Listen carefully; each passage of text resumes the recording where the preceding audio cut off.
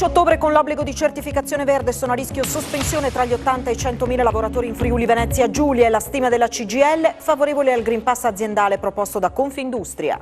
Oltre 200 responsabili comunali della protezione civile si incontrano questa sera a Udine per cominciare a ragionare sul futuro e in particolare sul ruolo della struttura dopo la pandemia. I 4 candidati a sindaco del comune di Pordenone, al termine di una campagna elettorale non priva di colpi di scena, si confrontano a Telefriuli su ambiente, giovani, futuro della città e molto altro. Appuntamento alle 21. Presentato in castello dopo il restauro il Caravaggio di Udine, il dipinto risale al 500, attribuito a Michelangelo Merisi. L'intervento però non fa luce sull'effettiva paternità dell'opera. 6 gol in 6 partite, ma con 3 gare totalmente a secco. I numeri dell'attacco bianconero sono da zona rossa, solo Salernitana e Venezia hanno fatto peggio. Bianconeri 14esimi per tiri totali.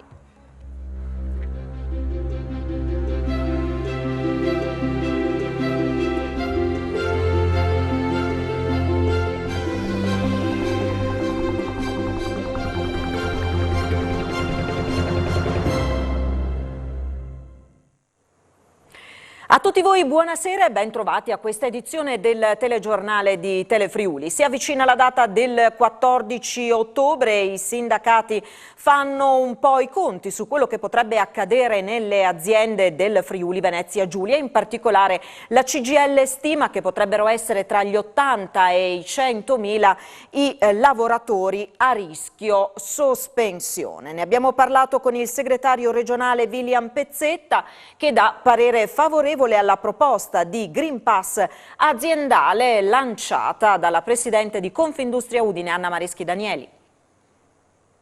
William Pezzetta, cosa ne pensa del Green Pass aziendale?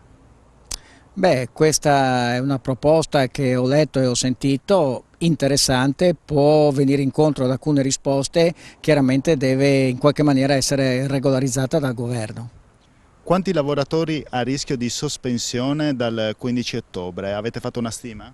Sì, noi abbiamo un dato empirico ovviamente perché trattiamo di un tema che riguarda anche la privacy di ogni persona, ma sulla base dei nostri approfondimenti e dei feedback che mi arrivano un 20% è una percentuale molto verosimile, il che non è una percentuale di poco conto. Chi dovrebbe pagare il tampone secondo lei? Beh, non il lavoratore assolutamente, perché io non posso pagare per andare a lavorare. E allora l'intervista integrale al segretario regionale della CGIL William Pezzetta con tutti i dati e tutte le riflessioni legate appunto alla data del 15 ottobre e quindi all'obbligo di Green Pass per tutti i lavoratori sarà proposta nel corso della puntata di questa sera di Screenshot a partire dalle 19:45. E intanto oggi, questo pomeriggio, un centinaio tra studenti e docenti dell'Università di Udine hanno manifestato contro l'obbligo del Green Pass all'Ateneo. Manifestazione No Pass questo pomeriggio in piazza Venerio a Udine. Un centinaio di partecipanti tra studenti e docenti dell'Ateneo friulano chiedono l'abolizione del certificato verde. Purtroppo i vaccinati possono contagiarsi e possono contagiare. Il regolamento europeo dice che non deve esserci alcuna discriminazione nei confronti di coloro che non vogliono vaccinarsi. All'università il Green Pass è ingestibile. E quando verrà esteso al settore privato diventerà ancora più ingestibile. Ebbene, dover pagare i tamponi, essere esclusi gli studenti dalle lezioni, sono tutte forme di pesante discriminazione per costringere le persone a vaccinarsi. L'alternativa? Io sono un economista e uso i dati. Sapendo che i bambini hanno una forte immunità naturale, perché dobbiamo vaccinarli? Se sappiamo che i giovani hanno una forte immunità naturale, perché dobbiamo vaccinarli? Concentriamo gli sforzi e le risorse sui segmenti della popolazione, anziani e immunodepressi, che sono veramente a rischio, ma non mettiamo in carcere l'intera società. E sono 100 i nuovi contagi Covid emersi nelle ultime 24 ore, 92 sono stati rilevati attraverso 5.304 tamponi molecolari, altri 8 casi sono stati individuati tramite 4.507 test rapidi antigenici. La percentuale di positività rilevata attraverso le analisi molecolari oggi è di 1,73%, dello 0,18% invece quella relativa ai tamponi rapidi. Oggi si registra anche il decesso di un uomo di 84 anni residente a Trieste, scendono a 6 pazienti nelle terapie intensive, calano a 45 le persone ricoverate nelle strutture sanitarie del Friuli Venezia Giulia. Quale futuro immaginare per la protezione civile dopo una pandemia? È di questo che si parla stasera al Teatro Nuovo Giovanni da Udine. Proprio in questi momenti stanno entrando i volontari nel teatrone, 200 i delegati dai comuni del Friuli Venezia Giulia che partecipano all'incontro. Al teatrone c'è per noi Marco Pasquariello che ha avvicinato il vicepresidente della regione Riccardo Riccardi. Diamo allora la linea a Marco Pasquariello.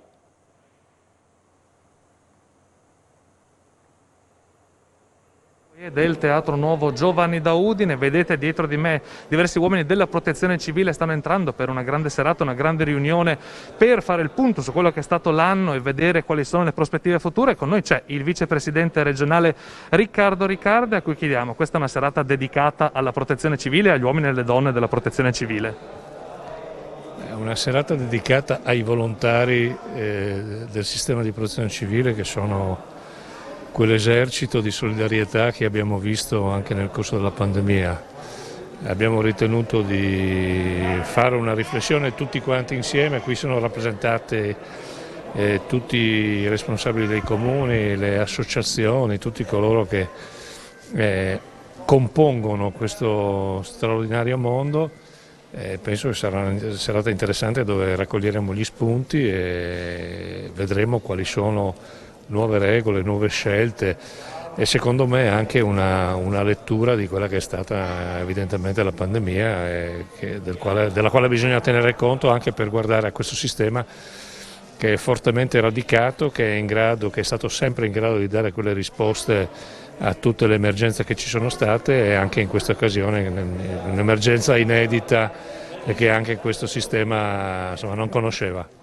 La protezione civile è stata in primissima linea fin dall'inizio della pandemia, fin dal marzo scorso praticamente. Beh, certo, tutta l'attività di assistenza delle persone non sarebbe stata possibile se non ci fosse stato il sistema di protezione civile. Questa è una grande alleanza tra la Regione e i comuni che si è confermata come pilastro di garanzia e quindi è evidente che noi su questo dobbiamo lavorare e lavoreremo anche raccogliendo le testimonianze di tutti loro. Ecco, anche a questa serata, raccontiamo la casa, si entra solo con mascherine, solo con Green Pass, nel giorno in cui ci sono state le manifestazioni contro il Green Pass da parte delle università, degli studenti dell'università, dei professori dell'università a Udine. Riccardi, lei lo ha detto in più occasioni, il Green Pass è una chiave per tornare alla vita di tutti i giorni, alla vita quotidiana di prima. Ma il vaccino non è una scelta che tutti quanti abbiamo fatto con entusiasmo. Se l'abbiamo fatto in parte per proteggere noi stessi, ma soprattutto per proteggere anche gli altri e ritornare ad una vita normale. Allora, io distingo le persone che non possono vaccinarsi dalle altre. Poi ci sono quelli che si sono vaccinati e quelli che non lo hanno fatto e speriamo che si possano convincere e coloro che invece sono determinati a non farlo. Lo spazio della mia libertà non finisce soltanto con me, perché dove finisce il mio comincia quello degli altri e quindi io rispetto le opinioni di tutti, ma non possiamo pensare che davanti a una condizione ancora di emergenza sanitaria con tutto quello che è accaduto ci siano ancora delle opinioni che si scontrano con quello che è l'evidenza dei dati scientifici che dimostrano che noi oggi abbiamo questo contagio con questa pressione ospedaliera perché c'è il vaccino.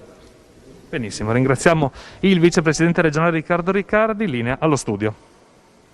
Grazie allora Marco Pasquariello, il vicepresidente della Regione Riccardi. Intanto caso chiuso nella diatriba tra l'azienda sanitaria del Friuli occidentale e il dottor Biscaro, il medico di medicina generale prima sospeso perché non in regola con il vaccino anti-Covid, poi reintegrato in un primo momento. L'azienda sanitaria aveva dato il via libera ma fino al 30 settembre. Ora quel termine è stato definitivamente cancellato, il dottore potrà continuare a curare a Sacile i suoi 1300 assistiti.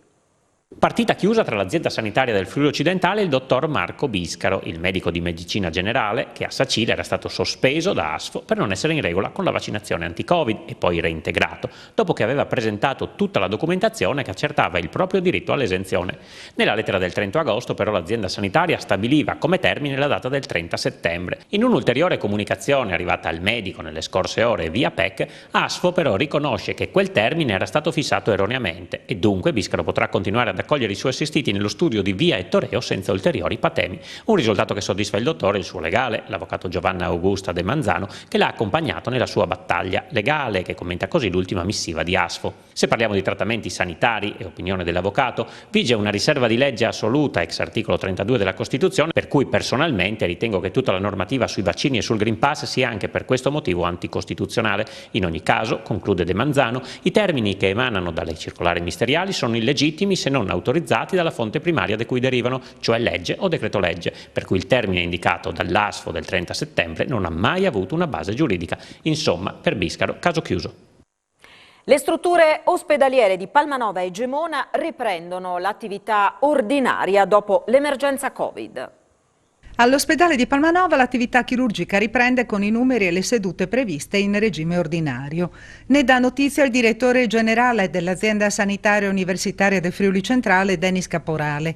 In sostanza alcune attività, come quella della clinica ortopedica, riprendono con numeri un po' più alti rispetto al periodo pre-emergenza Covid. Caporale spiega che i programmi della struttura sanitaria palmarina sono di potenziamento e non di declassamento.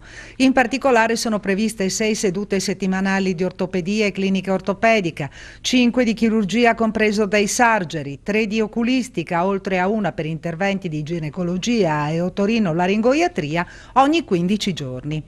Anche a Gemona, che come Palmanova ha dato importanti spazi nel periodo Covid, è prevista la ripresa dell'attività svolta precedentemente, con 6 sedute settimanali di chirurgia ambulatoriale dal 18 al 31 ottobre, per arrivare alle 7 dal 10 gennaio del 2022. Nell'elenco delle principali prestazioni previste vi sono le cataratte, le varici con radiofrequenza, l'alluce valgo non complicato, interventi di chirurgia plastica di parete, tunnel carpale, chirurgia della mano, chirurgia dell'orecchio, neoformazioni dell'ala del naso e fistole per dialisi. Stiamo lavorando, conclude Caporale, per il nuovo progetto di Gemona sulla riabilitazione cardiologica, che ha ancora bisogno di tempo per la messa a punto degli spazi. Il progetto Gemona, conclude Caporale, prenderà corpo nel corso del prossimo anno. Ancora una vittima sulla A4 dopo l'incidente mortale verificatosi ieri sera. Il conducente di un mezzo pesante ha perso la vita questa mattina in autostrada. È successo poco prima delle 7 nel tratto tra San Stino di Livenza e il nodo di Portogruaro in direzione Trieste. Un mezzo pesante, per cause in corso d'accertamento, ha perso il controllo andando a sbattere improvvisamente contro le barriere laterali sul lato destro della carreggiata. Pare che il camionista abbia cercato di accostare, colto probabilmente da un malore. Sul posto, polizia stradale, 118, vigili del fuoco, mezzi di soccorso meccanico, personale di Autovie Venete. Nell'urto l'auto articolato ha divelto alcune barriere che dovranno essere sostituite. Un bambino di 10 anni è stato investito questa mattina all'esterno delle scuole di San Pietro al Natisone. A travolgerlo con l'auto è stata una donna di 45 anni del posto che si è subito fermata per prestare soccorso. Il bambino è stato trasportato all'ospedale Santa Maria della Misericordia di Udine in ambulanza. Non è in pericolo di vita. Ed è scattata questa mattina all'alba a Trieste l'operazione Crazy Shooting per individuare i responsabili della sparatoria avvenuta in via Carducci il 4 settembre. 13 in tutto al momento gli indagati. 7 persone in carcere, 4 agli arresti domiciliari con braccialetto elettronico, 13 in tutto gli indagati. Questi gli esiti della complessa operazione Crazy Shooting della squadra mobile della Questura di Trieste, scattata a seguito della sparatoria avvenuta lo scorso 4 settembre in via Carducci, nel capoluogo giuliano. Allora, tra un bar e la strada furono esplosi numerosi colpi di arma da fuoco in seno a una spedizione punitiva che ha visto protagonisti i membri di 2 famiglie, la Islami e la Krasniqi, i cui rapporti erano pesantemente incrinati da tempo. Una dozzina le persone che erano rimaste ferite, alcune in maniera anche molto grave, tutte appartenenti alle 2 fazioni rivali. Per puro caso i colpi di arma da fuoco non hanno raggiunto persone estranee al regolamento di conti. Dopo i primi fermi e i primi arresti, questa mattina i poliziotti giuliani hanno eseguito 22 decreti di perquisizione emessi dal PM titolare del fascicolo processuale, Chiara De Grassi. Gli agenti hanno notificato anche 4 provvedimenti di revoca del permesso di soggiorno e un diniego al rilascio del permesso di soggiorno di lungo periodo emessi dal Questore di Trieste. Fondamentale la collaborazione della cittadinanza con numerose testimonianze, anche video. Le attività di controllo del territorio relative alla sparatoria sono tuttora in corso per fare piena chiarezza sulla vicenda e sulle responsabilità delle persone coinvolte. Apprezzamento per l'esito dell'operazione di polizia è stato espresso oggi anche dal ministro dell'Interno Luciana Lamorgese. L'operazione, ha dichiarato, testimonia ancora una volta la capacità di risposta dello Stato di fronte a gravissimi episodi come quello di Trieste, che ha creato allarme nella cittadinanza, e l'impegno e la professionalità della magistratura e delle forze di polizia nel contrastare ogni forma di criminalità. 3 bombe di aereo sono state rinvenute nelle ultime 48 ore tra Campoformido e Malborghetto Valbruna.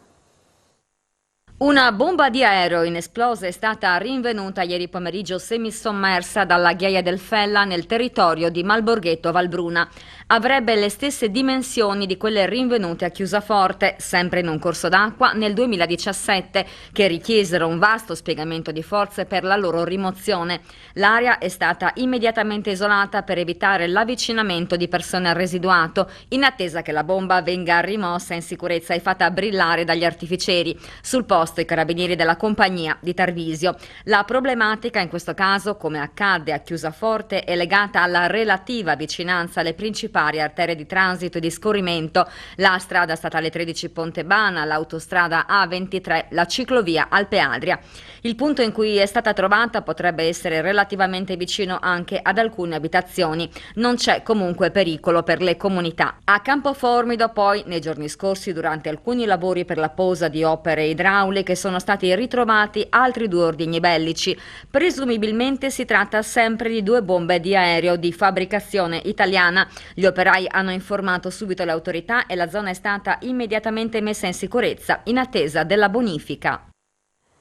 Si è concluso nella notte il complesso intervento di rimozione dell'autocisterna contenente gas butano che nel primissimo pomeriggio di ieri è finita fuori strada, occupando parte della ferrata in comune di Bertiolo all'altezza del ponte sulla Napoleonica. Il mezzo speciale dei Vigili del Fuoco proveniente da Mestre ha ultimato il travaso del gas intorno alle 4 di questa mattina per poi dare la possibilità al personale di FVG Strade di bonificare la carreggiata prima della riapertura al transito che è avvenuta questa mattina. Mansarda in fiamme in una palazzina di 4 piani a Gorizia. L'incendio si è propagato verso ora di pranzo in via Smareglia, nella zona ovest della città. Dopo l'allarme sul posto si sono recati i vigili del fuoco del comando isontino a scopo precauzionale. Tutte le persone che si trovavano nell'immobile sono state evacuate per la durata dell'intervento. Un uomo di Martignacco è stato condannato a 3 anni e 4 mesi di reclusione. Aveva dato fuoco all'auto rimessa del fratello, distruggendo 2 automobili, un trattore e un carro agricolo. Aveva dato alle fiamme l'autorimessa adiacente alla casa della madre, del fratello e della cognata, distruggendo 4 veicoli. Condannato a 3 anni e 4 mesi di reclusione. È la pena combinata con il rito abbreviato a un 63enne di Martignacco, giudicato colpevole di incendio, porto d'armi e violazione di domicilio dal GUP del Tribunale di Udine, Matteo Carlisi. Tutto è accaduto la notte del 14 gennaio. Con il favore del buio, l'uomo, armato di coltello lungo 23 cm, mazza spaccapietre, bastone e spray insetticida, entrò nel cortile dell'abitazione in cui vivono i suoi 3 familiari, tagliando la recinzione con un tronchese. Poi, per motivi legati a un'eredità, diede fuoco al fabbricato dove era depositata la legna, le automobili del fratello e della cognata, oltre a un trattore e a un carro agricolo che, a causa dell'incendio, andarono tutti distrutti. Non contento, cercò di entrare in casa della madre, tentando di sfondare la porta a colpi di mazza. Il trambusto, tuttavia, svegliò fratello e cognata. Il 63enne, quindi, si diede alla fuga, non prima di aver cosparso i due di insetticida. L'uomo fu ritrovato sul posto dei vigili del fuoco prima dell'arrivo delle forze dell'ordine, per poi essere portato in ospedale. Dopo la vicenda, il condannato finì ai domiciliari, misura cautelare alla quale è ancora sottoposto. Ritengo, ha spiegato il difensore, l'avvocato Claudia Gottardo, che al momento dei fatti il mio assistito non fosse lucido. Per questo ricorreremo in appello e chiederemo un supplemento di perizia psichiatrica. Il TAR ha respinto il ricorso, va dunque avanti l'iter per il tempio crematorio al cimitero di Paderno. L'iter per la realizzazione dell'impianto crematorio nel cimitero di Paderno può ripartire. Il Tribunale amministrativo regionale ha respinto il ricorso presentato dalla TEA il 31 agosto scorso che chiedeva l'annullamento del ritiro degli atti di gara inerenti all'affidamento della costruzione della struttura effettuata a luglio dalla dirigenza dell'ufficio comunale competente. Il TAR ha ritenuto improcedibile la richiesta della TEA in quanto nessuno dei partecipanti alla gara aveva superato la fase d'ammissione e il provvedimento era stato impugnato prima che la Commissione si fosse espressa sull'ammissione dei partecipanti. Nel momento del ritiro del bando di gare, i comitati che da 2 anni osteggiavano il progetto avevano tirato un sospiro di sollievo. A nulla sono valse quindi le prese di posizione contrarie, le motivazioni addotte dal comitato, le conseguenti manifestazioni di protesta con la raccolta di firme. Ora l'iter può proseguire senza sospensioni e conferma quanto anticipato dal sindaco Pietro Fontanini 2 mesi fa. Fontanini ribadisce ora che il tempio crematorio ha lo scopo di rispondere a una domanda sempre crescente d'utilizzo di questo tipo di pratica e di abbattere le emissioni prodotte dalla struttura ormai vecchia del cimitero di San Vito. Siamo ora alla pagina politica per la campagna elettorale, tappa a Pordenone dell'ex premier Giuseppe Conte. Vediamo. La proroga del super bonus, il sostegno alle imprese confermato nella manovra finanziaria e il vaccino come unica soluzione per battere la pandemia. Questi i messaggi lanciati oggi a Pordenone dall'ex premier Giuseppe Conte in visita elettorale in regione.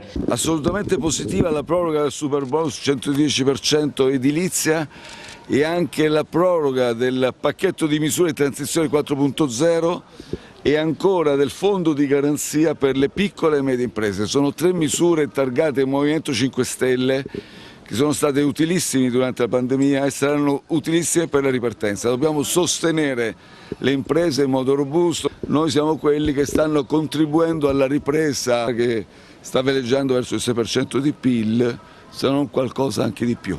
Il presidente del Movimento 5 Stelle, che ha parlato alla gente in piazza Cavour, non ha risparmiato 2 stoccate alla Lega. Il reddito di cittadinanza è una misura di protezione, sarebbe folle abrogarlo perché c'è un attacco politico. Noi stessi abbiamo fatto le proposte perché sicuramente dobbiamo contrastare gli abusi, questo è scontato, ma anche migliorare l'incrocio tra domanda e offerta per quelli che sono occupabili. Il Green Pass è uno strumento utile per compiere quest'ultimo miglio e mettere in protezione la popolazione. Le forze politiche anche di opposizione, ma a maggior ragione penso alla Lega che adesso ha una responsabilità di governo, hanno il dovere morale, oltre che politico, di prendere posizioni chiare, mandare messaggi univoci ai loro elettori e al Paese, perché è chiaro che se mandi messaggi equivoci poi la campagna vaccinale non la completi. Abbiamo ottenuto che ci sia il diritto alla conservazione del posto di lavoro, però oltre questo è il limite oltre il quale non possiamo spingerci. Se uno preferisce rimanere a casa ne assume le conseguenze, conserverà il diritto di lavoro ma se ne assume le conseguenze. E a proposito di campagna elettorale, questa sera alle 21 Telefriuli proporrà il confronto tra i 4 candidati a sindaco di Pordenone. Viabilità, ambiente, sanità e molto altro. Su questi temi si sono confrontati negli studi di Telefriuli i candidati a sindaco al comune di Pordenone nel focus elettorale che andrà in onda stasera a partire dalle 21. I 4 sfidanti hanno dibattuto su vari aspetti. Il tema dei rifiuti è fondamentale, perché tenere sotto controllo la tariffa non sarà semplice. Serve da un lato, ma è già previsto, la sostituzione dei cassonetti, tra l'altro è già in atto, ma con cassonetti intelligenti, cioè la parte secca, quella che tra l'altro costa di più, non verrà più pagata in base ad una presunzione, cioè quante persone vivono in una casa e quanti metri quadrati occupano, ma verrà pagata esclusivamente sulla quantità di rifiuto che consumo. Noi ci siamo presentati perché siamo contrari al Green Pass. Assolutamente, dico e lo ripeto che noi non siamo contrari al vaccino, siamo contrari alle discriminazioni che ci vengono fatte da tutta Italia. Quindi per carità fate pure 1000 vaccini, ma non metteteci in una condizione, diciamo, di discriminazione nei confronti del mondo. Bisogna che il Comune assolutamente aiuti, crei nuovi centri antiviolenza, aiuto alle donne che subiscono queste cose, aiuto anche a mamme con bambini, con minori, protezione, centri di ascolto e anche promozione di questi centri sia sui social che con la stampa, con i media. Questo è fondamentale. Noi usiamo a Pordenone davvero troppo poco gli autobus. Penso invece che dobbiamo cominciare a prendere in considerazione un uso molto maggiore da parte delle persone di questi mezzi. Ovviamente vuol dire che dobbiamo riformare alcuni dei percorsi, ma anche alcune delle modalità. Per esempio, ho visto funzionare bene in alcune città tedesche, ma anche in Francia, dei trasporti pubblici a domanda. Ci si prenota, si dice a quell'ora vorrei andare da qua a là. La parola ora passa agli elettori che si esprimeranno il 3 e 4 ottobre. Patentino per smartphone, si entra nella seconda fase del progetto, 2500 studenti coinvolti. Un vero e proprio patentino dello smartphone che verrà consegnato dopo apposite lezioni e preparazioni. Entra nel vivo il progetto dell'associazione MEC insieme a Fondazione Friuli e Regione per insegnare un uso consapevole del cellulare ai ragazzi, in particolare a quelli che frequentano le scuole medie. Dopo il primo anno di sperimentazione, ora il progetto si amplia a tutti gli istituti. Parliamo di circa 150 scuole medie e un bacino di studenti di migliaia di studenti. Il percorso consiste in 5 lezioni che toccano un po' tutte le aree tematiche che noi riteniamo essenziali per essere consapevoli perlomeno di che cosa si sta facendo quando si usa uno strumento come lo smartphone o quando si va su internet. Col piano scuola digitale abbiamo immaginato un progetto di 14 milioni di euro a sostegno della connettività all'interno delle scuole, della strumentazione da mettere a disposizione degli alunni e delle tipologie didattiche da destinare loro. È un progetto al quale teniamo in modo particolare, ci stiamo lavorando da qualche anno e oggi si inaugura la seconda triennalità di collaborazione. E questo progetto è frutto di quello che a me piace chiamare un team 4.0, un team veloce e reattivo costituito da MEC, dalla Regione e da Fondazione e che può contare su una collaborazione straordinaria di tutte le scuole che ringraziamo e da quest'anno anche della collaborazione delle aziende. Presentato questa mattina in Castello dopo l'intervento di restauro il Caravaggio di Udine. Nel 450° compleanno di Michelangelo Merisi, Udine riscopre il suo Caravaggio. Nel Salone del Parlamento del Castello è stato svelato, dopo i lavori di restauro, il San Francesco riceve le stigmate, opera attribuita, non senza polemiche, a Caravaggio. Un'opera particolare, oltre che per la sua realizzazione, dubbia l'attribuzione a Merisi stesso, certa invece la provenienza dalla sua bottega, anche per la sua storia. Il primo documento, che peraltro lo ricollega anche al nome di Caravaggio, risale al 1607 ed è a firma di Ruggero Tritonio, un abate di Pinerolo, il quale lasciando al nipote questo dipinto lo diceva appunto eseguito da Caravaggio. Alla metà del 1800, in particolar modo nel 1852, Daniele Fistulario, uno degli ultimi possessori di questo dipinto, decise di donarlo alla parrocchia di Santa Maria Assunta a Fagagna, che è la proprietaria di quest'opera. Nel 1911 l'opera fu confiscata all'interno della bottega di un pittore e in sospetto di alienazione l'opera fu confiscata e portata naturalmente in un luogo pubblico come si faceva allora, quindi nei civici musei di Udine. Dal 1911 l'opera è rimasta qui. Dell'opera tra le opere più prestigiose che abbiamo, perché abbiamo il Tiepolo, ma abbiamo anche un Caravaggio e quindi è un prestigio per noi offrire ai visitatori questo quadro con la sua bellezza, con l'arte che il Caravaggio esprime quando ha rappresentato le sue opere nei suoi quadri. Il quadro intanto è del Caravaggio, quindi sappiamo tutti chi è Caravaggio. Poi è un ricordo anche perché c'è una donazione, sappiamo l'origine del quadro, fa parte delle opere giovanili proprio, quindi tutto, compreso anche la cornice, concorre a dare l'autenticità originaria al quadro.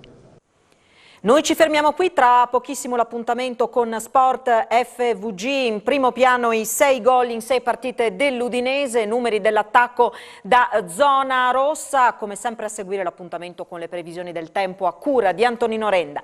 Buona serata a tutti, arrivederci.